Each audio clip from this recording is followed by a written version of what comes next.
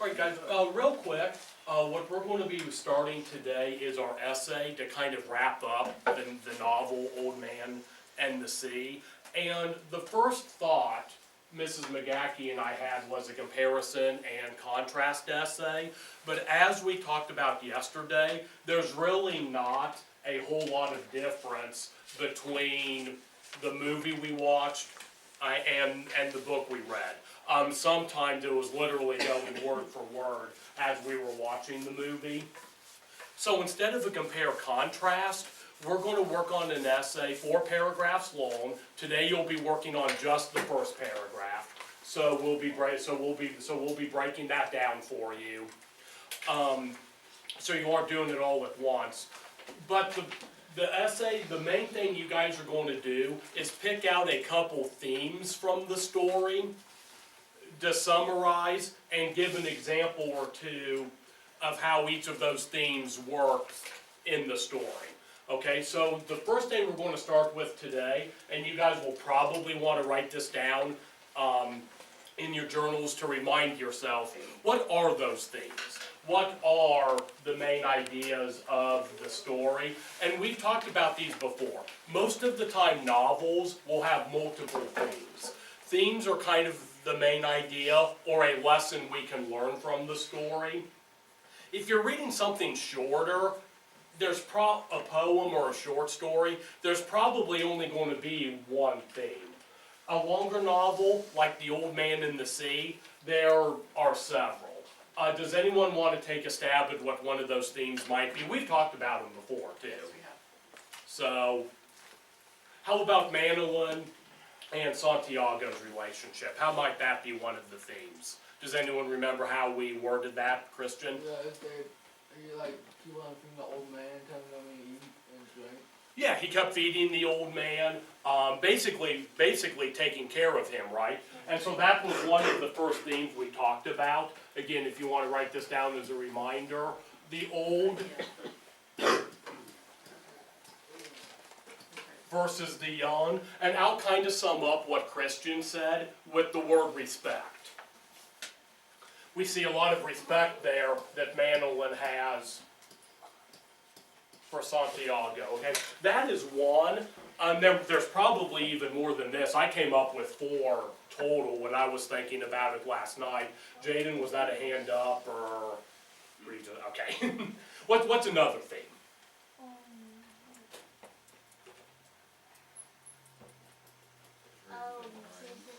What's that, Nick? Okay, the dream, we talked about the dreams as a symbol. It can be a theme as well. So the dreams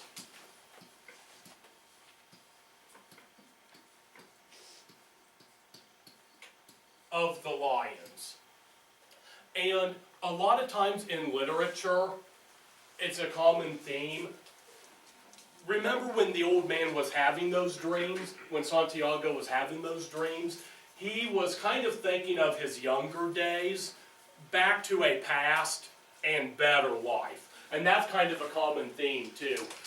The dreams were a symbol of his past way of life, and that can work as one of the main themes too. So it's a reflection on a past life. And if any of you guys are kind of snickering at the handwriting, be rest assured that that is actually a lot better than it used to be.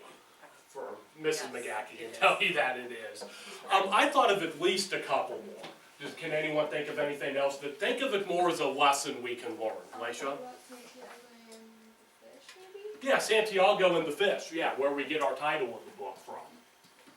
And I'll put Santiago and fish, not verse fish, because of the respect he had for the fish. And about how long was Santiago battling this fish? At least a few days. So what's a lesson we can learn from that? Connor or Seth, one of you said something. Patient, okay. Strength, yep. So that could be patience.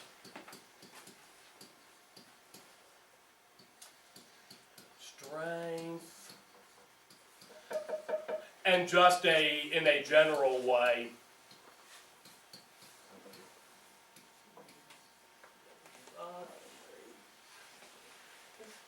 and then there's one more that we kind of hinted on, if anyone remembers this. Think about how Santiago was carrying the mast. What was the other theme we talked about? Helping the sharks.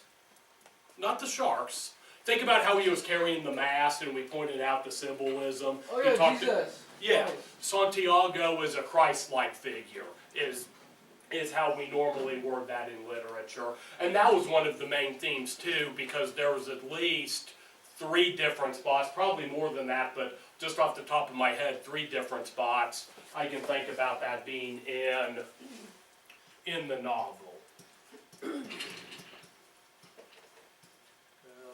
I'll put representing.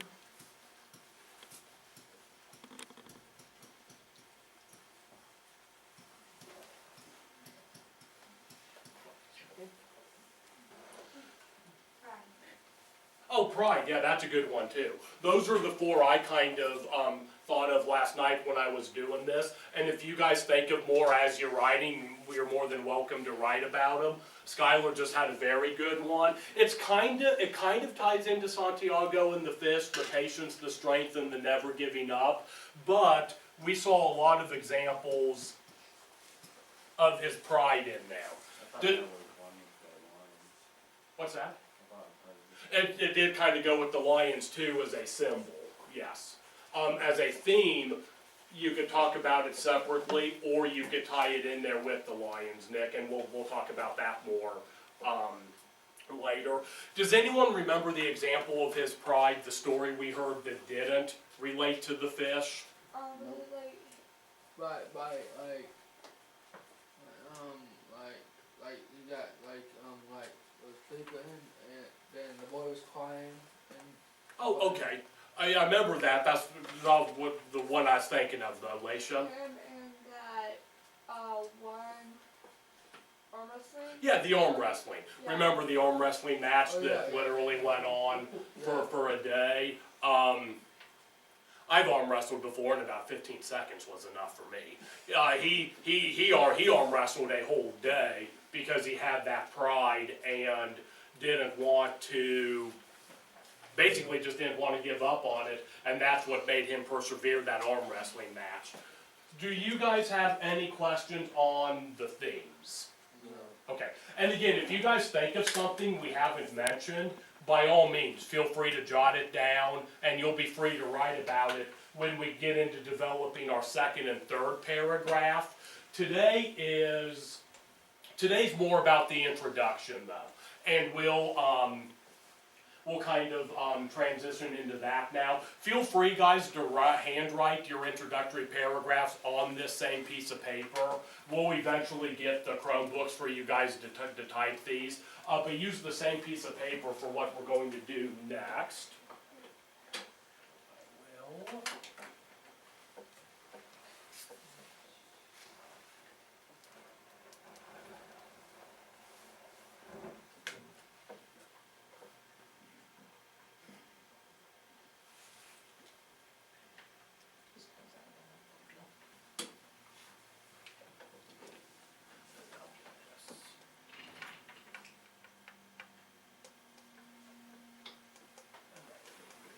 We'll see you in a second. What we're doing today is working on developing our introduction. Whether it's a speech, whether it's an essay, whether it's a 1-paragraph essay, what does your introduction do? What should it do for the reader or the listener? Good idea. What's that, Nick? Good idea. Yeah, give them the idea of what you're going to be telling them about. What else should it do?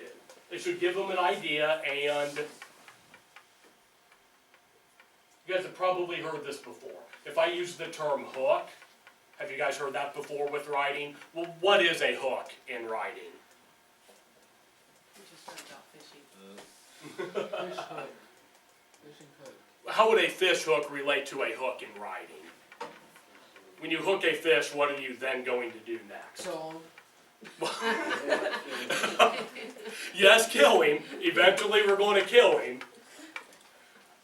you've hooked the fish, what's your next step? Top it. Reel them in, right? So, let's use that terminology, let's think along those same lines. What would a hook in writing do then? What's that? Hook you on the book, hook you on the essay you guys are going to develop. Use that, I actually kind of like that metaphor. Think of your hook in writing, that's why it's called a hook, is reeling in the reader. You're going to want them to read whatever it is you're writing about next, if it's a speech talking about next, whatever it may be. And that's what you guys are going to be working on today. Just this introductory paragraph, okay? And I will kind of give you guys an example here.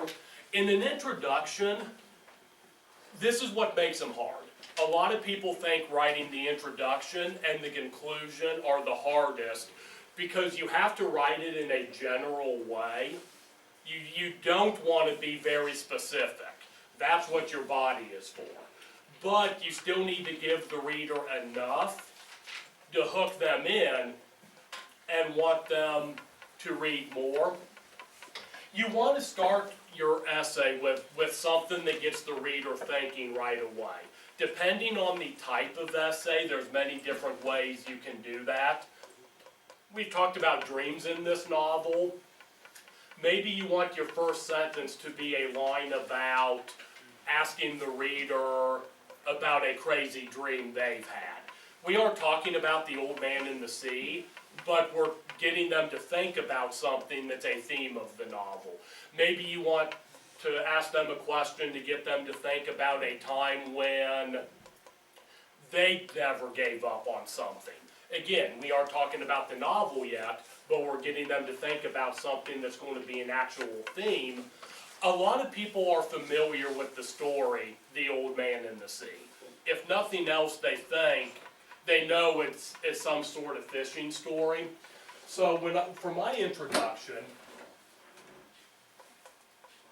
the sentence I came up with was, the old man and the sea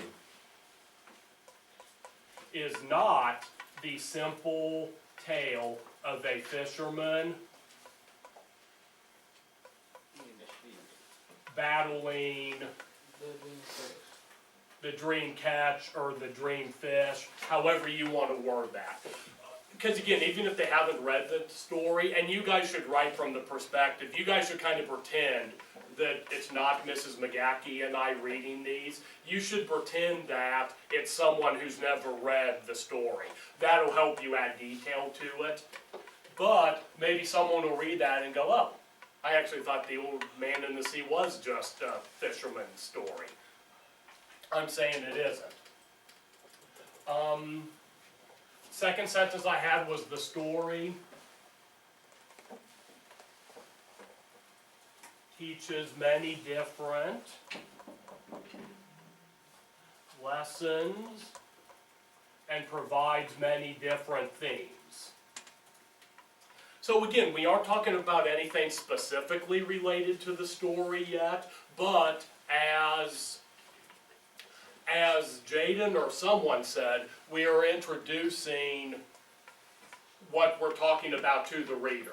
They should already know what we're going to be talking about, but they don't have those specific details yet. And for an introduction, that's what you want.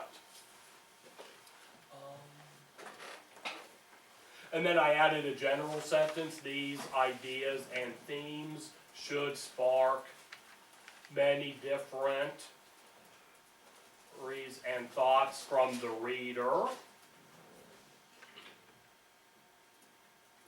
Two of these are, and then that's where you guys would would list the two themes you're going to talk about. So if you were going to talk about pride and never giving up, because those are two things that can work together, that's what you might say something like two of these themes are a sense of pride and the idea of never giving up on your goal. Something like that would be how you finish the paragraph.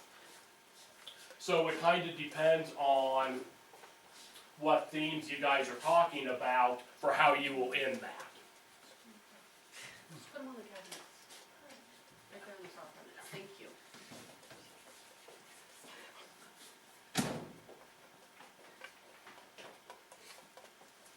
Do you guys have, that's just a good life lesson, guys. No matter how well you think you have things planned, there's gonna be women that come in and mess it up, so. Yes, we can count on that. We do that well. Do you guys have any questions on what we're looking for today? Your introduction actually should be a fairly short paragraph. I think the one I came up with is only 4 sentences. 1, 2, 3, yeah, 4, depending on how I would want to finish that last one. Your introduction and conclusion should be a little shorter than what your body paragraphs are, okay? What you guys are going to do now, and you obviously aren't going to write mine word for word, but what you guys are going to do now is develop your own introductory paragraph. You should be looking for 3 to 4 sentences, and you can use this as a guide. That's why it's up there. It's for you guys to use as a guide. Come up with something that's going to hook the reader right away. Come up with a couple general sentences that are related to the story. And then at the end of your introductory paragraph, that's when you're going to tell us what 2 themes you picked to write about. Okay? If any of you guys get done with this early, just hold on to it. If enough of you get done, we'll go ahead and do our peer editing activity. But for now, just focus on getting a good first paragraph written.